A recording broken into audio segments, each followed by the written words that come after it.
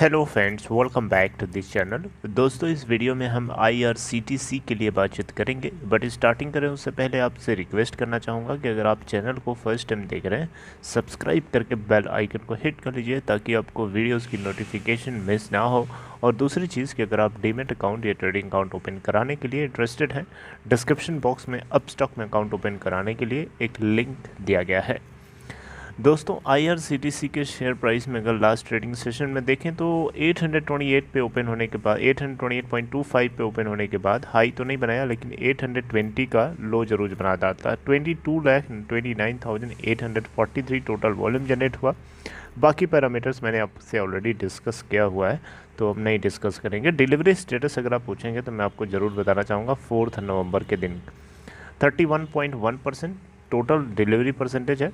अगर हम इसको फिगर्स में देखें तो 1 10 100 1000 10,000 लाख 10 लाख करोड़ 1 करोड़ 2,34,300 शेयर्स की टोटल ट्रेडिंग करी गई NSE प्लस BSE टोटल मिला करके, जिसमें से 31,78,200 क्वान्टिटीज़ की डिलीवरी उठाई गई। परसेंटेज ऑफ डिलीवरी है 31.1%।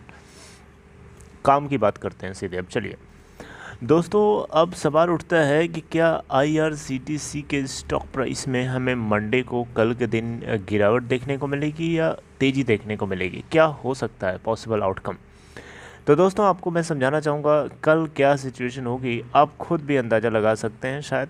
देखिए, शायद शब्द का इसलिए इस्तेमाल कर रहा हूँ क्योंकि ये बात जो है आपको खुद ही डिसाइड करनी होगी, आप खुद समझ में भी जाएंगे। देखिए, आपको जैसा कि मैंने बताया था कि भारतीय रेलवे, इंडियन रेलवे, IRCTC और मिनिस्ट्री ऑफ रेलवे यानी सेंट्रल गवर्नमेंट जो है इस रेवेन्यू शेयरिंग मॉडल के ऊपर बातचीत कर रही है।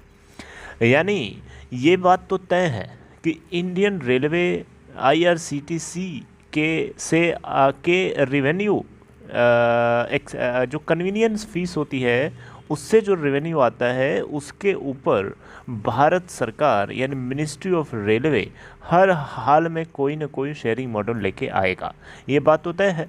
ऐसा तो नहीं है कि वो फ्री ऑफ अब नहीं छोड़ने वाला। पहले अभी तक छोड़ा था क्योंकि उसको लुभाना था, लोगों को अट्रैक्ट करना था कि रेवेन्यू जो लोग जो हैं IRCTC के इंटरनेट के थ्रू जो है टिकट बुकिंग करें, राइट।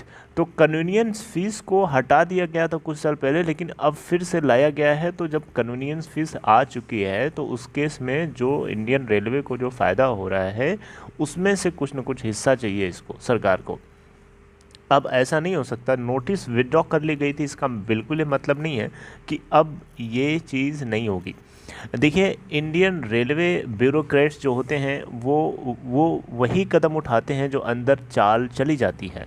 उनमें से कुछ लोग ऐसे लोग होते हैं जिनसे पेट में बात जो है पचती नहीं है लंबे समय तक, तो वो मुंह से उगल देते हैं, और ऐसा ही कुछ हमें होता हुआ दिखाई दिया। ये अलग बात है कि वो समय से पहले उगल दिया था, बाद में उसको विड्रॉ करने का नाटक खेला जाता है। हालांकि अब ये बात सामने निकल के आई है कि न्यू रेवेन्यू शेयरिंग मॉडल के ऊपर बातचीत करी जा रही है। यानी मिनिस्ट्री ऑफ रेलवे कोई ना कोई नया मॉडल इंट्रोड्यूस कर सकता है। 50:50 का ना सही हो सकता है 80:20 का शेयर मॉडल आ जाए, है ना। 60:40 का मॉडल आ सकता है, 70:30 का मॉडल आ सकता है, लेकिन आएगा ज़रूर। ये बात मैंने आपको बता रखी है ऑलरेडी।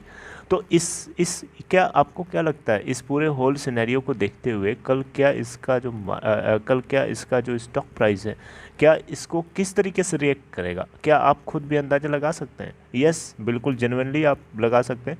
मुझे जो पूछेंगे तो मैं तो यही बताऊंगा कि आप लोग जो है कॉशियस रहिए इस चीज़ को लेकर के, और बहुत ही ज़्यादा एक्स्ट्रा अलर्ट रहिए, क्योंकि कल कोई भी जल्दीबाजी करने की ज़रूरत नहीं है। पोजीशन आपने ले रखी है ऑलरेडी, पैनिक मत करिए। यही कहूँगा, if you have taken positions at the upper side, do not panic, just sit tightly wherever you are. जहाँ पे भी आप हो, शांति से टाइटली हिम्मत के साथ बैठे रहो। पैनिक करने की ज़रूरत नहीं है। If you are in profit, if you are in gain, in that situation मैं आपसे यही बोलूँगा कि अगर आप जो चाहें वो कर सकते हैं। मैं आपको कोई सजेशन नहीं दूंगा। कोई सजेशन दूंगा तो किसी को अच्छा लगेगा, किसी को बुरा लगेगा। सो बेटर है कि आप जो चाहें वो कर सकते हैं। If you are in loss, then in that situation मैं आपसे ही बोलूँगा, hold tightly wherever you are. If you haven't made any position, then in that case आप वेट एंड वॉच करिए, जैसे डिप मिले वैसे आप पोजीशन लेकर के शांति से बैठ जाइए। बाकी ज़्यादा आप सेफ रहना चाहते हैं या फिर ज़्यादा आपको वोलेटिलिटी नहीं पसंद है, इस केस में आप अभी दूर रहिए इससे। जी हाँ, आपको थोड़ा सा ये लगेगा कि रफ़ एंड टफ बात कर रहा है, लेकिन आप थोड़ा सा अभी इससे दूर रहिए, क्योंकि अभी सिचुएशन को नॉर्मलाइज होने दीजिए। अभी बहुत उठा पटक की खेल चलेगी, अभी मिनिस्ट्री ऑफ रेलवे बहुत लंबी खेल खेलने वाला है, तो अभी इसके ऊपर आप जल्दबाजी मत करिए।